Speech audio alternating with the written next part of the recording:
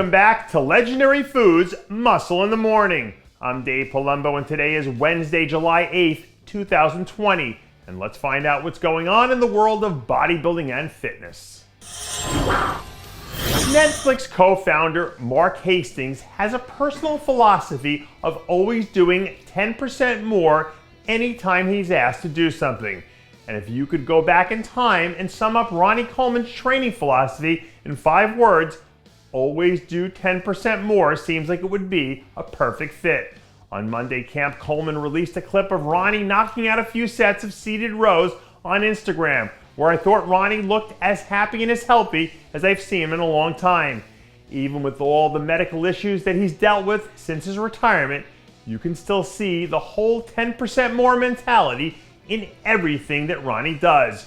And when you're hardwired like that, taking the path of least resistance is never an option. If I remember right, I think it was the legendary Billy Joel who said that if you're not doing what you love, then you're wasting your time. That being said, whatever time and energy Aaron Clark poured into this Tampa prep will have been well worth the effort, because the man loves bodybuilding. Now the big news here isn't that Aaron's competing for the first time since 2018. The real headline is that he's actually competing in the 212 division again. New bodybuilding fans might not know this, but once upon a time, Aaron was considered one of the top 4 or 5 athletes in the 212 division. So the fact that he's reinserting himself here after walking away from the division almost 5 years ago is a wow moment. And if this version of Aaron is as good as he was then, I think that makes him an immediate contender in Tampa.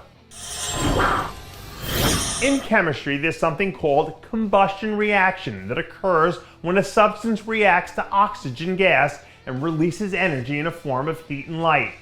So if we look at the Tampa Pro lineup like it's oxygen and Romina Basualdo, she's the foreign substance, well, the laws of chemistry tell us we're about to see some major combustion when she hits the stage in 4 weeks.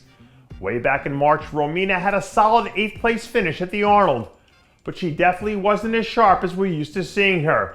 So if she gets herself back on track down in Tampa, it should give her a good launching point off to the second half of the season. And that does it for yet another edition of Muscle in the Morning. I'm Dave Palumbo, reminding you to always be true to your passions, and make sure to follow us on Facebook, Twitter, and Instagram.